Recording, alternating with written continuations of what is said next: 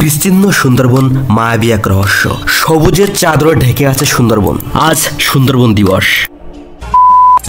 এই অঞ্চলের ভিতরে যদি আসেন আপনি, খুলনা জেলার কয়রা থানা, আমাদের এখানটায় মেন সুন্দরবন। আর মেন সুন্দরবনের এখানে যদি আসেন, আপনাদের সুন্দরবনের ভিতরে ঢোকার রাইট নাই এখন। তারপরে আমি আসছি, ঢোকার চেষ্টা করছি, আপনাদের দেখানোর চেষ্টা করছি। কতটুকু দেখাতে পারবো জানি না, তারপরে যতটুকু দেখাবো নিজের লাইভ রিস্ক নিয়ে দেখাচ্ছি। বিষয়টা এমন। তো আসেন দেখাই, আপনাদের ঘুরিয়ে দেখাবো, সাথে থাকেন, দেখতে থাকেন। আজ 14ই ফেব্রুয়ারি, সুন্দরবন দিবস। সুন্দরবন নিয়ে আমার এই ৫ম ভিডিওতে সবাইকে স্বাগতম।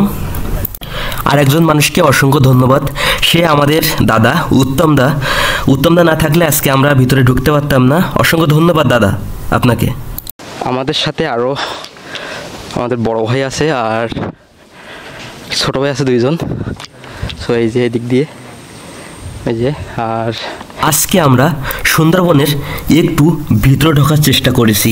আমরা সুন্দরবনের বাইরে থেকে অনেক ভিডিও করছি, কিন্তু সঠিকভাবে দেখাতে পারিনি। আজকে আমরা একটু ভিতরে ঢুকবো সুন্দরবনের। তবে সুন্দরবনের ভিতরে আরও বলি, কিন্তু আসতে পারি না অনেক কারণে। কিন্তু এই দেখেন, এগুলো কিন্তু শ্বাসমূল, আর এগুলো সুন্দরী গাছ। এটা সুন্দরী গাছ, এই যে। হ্যাঁ, সুন্দরী গাছের শ্বাসমূল, এই যে। এগুলো সুন্দরী গাছের শ্বাসমূল। আর এই যে আমি আছি, বেশি ভিতরে যেতে পারবো না, কারণ বেশি ভিতরে আমাদের যাওয়ারও ইচ্ছা নেই। তো এই যে এদিক দিয়ে সুন্দরবনের ভিতরে এরকম গাছ ভরা ভিতর দিয়ে। আর এদিক দিয়ে কিন্তু হরিণ আসে, কিন্তু হরিণ, এই যে পারখস দেখতে পাচ্ছেন, এই যে হরিণের পারখস, এই যে হরিণের পারখস, এই যে হরিণের পারখস, এই যে এগুলো হরিণের পারখস। আর এখানে কিন্তু ওগুলো শ্বাসমূল দাদা, শ্বাসমূল। হ্যাঁ, ওগুলো ভিতরে শ্বাসমূল। হ্যাঁ, শ্বাসমূল ওগুলো। আর বিস্তীর্ণ অঞ্চল, হ্যাঁ সব শ্বাসমূল দাদা। হ্যাঁ,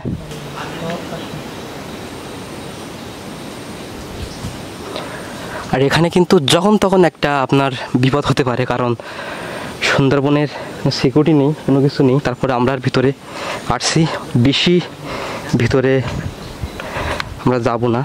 দেখেন গাছ, এগুলো সব সুন্দর গাছ, সুন্দরী গাছ। এই যে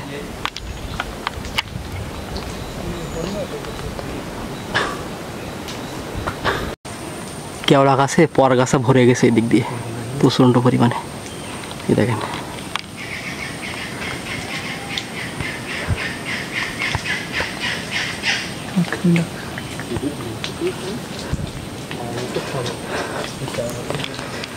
আর আমরা যাচ্ছি এদিক দিয়ে সামনের দিকে।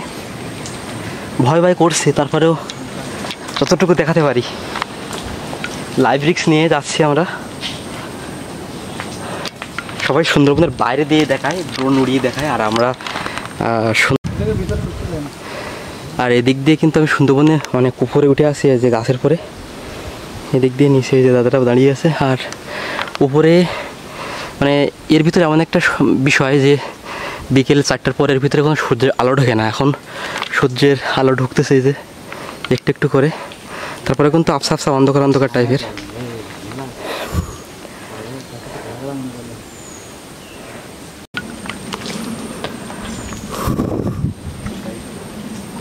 হ্যাঁ, আমরা বিয়ের দিকে দাদা চলেন, সামনে যে আর এক জায়গায় উঠবো না। আমার সাথে যে 3জন ছিল, এক দাদা আর 2 ছোট ভাই, তারা প্রচুর পরিমাণ ভয় পাচ্ছিল যে দাদা সামনের দিকে যেতে হবে না। তো আমরা সামনের দিকে যাচ্ছি না ওদের ভয়ের কারণে, কারণ কখন বাঘ মামা আমাদের উপরে অ্যাটাক করে, এরকম একটা অবস্থা। অনেক ভিতরে ঢুকে গেছিলাম।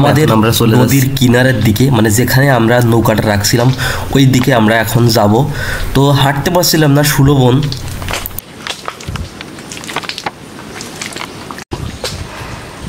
আমরা এখন যাচ্ছি আমাদের যেখানে নৌকা রাখছিলাম সেইখানে যাব। আর এদিকে প্রচুর মানে হরিণের পায়ের খোঁজ। আর সুন্দরবনে একটা জিনিস কি, আপনি যদি ডাকেন কারো, কোনো ডাক শব্দ হয় না, কিন্তু যদি আপনি এরকমভাবে যদি করেন কু দেন তাহলে সুন্দরবনের কু ডাকটা অনেক দূর অবধি পৌঁছায়। বিষয়টা এরকম। আমরা হাঁটতে হাঁটতে চলে আসলাম আমাদের নৌকার এই পাশে। এই যে আমার এখানে নৌকা রাখছিলাম, এই যে আমাদের নৌকা। আর এই যে নদীর ওপারে কিন্তু লোকালয়, এটা হড্ডা বানিয়াখালী এই দিকটায় লোকালয়। এই যে আমরা সুন্দরবনের ভিতরে ঢুকছিলাম। দিনের বেলায় আপনি একটা জিনিস দেখবেন যে ওর ভিতরে কিন্তু সূর্যের আলো পৌঁছায় না, এরকম একটা বিষয়। এই যে, আর এই দিকটায় লোকালয়, নদীর ওপারে কিন্তু মানুষ বাস করে, আর এপারে সুন্দরবন।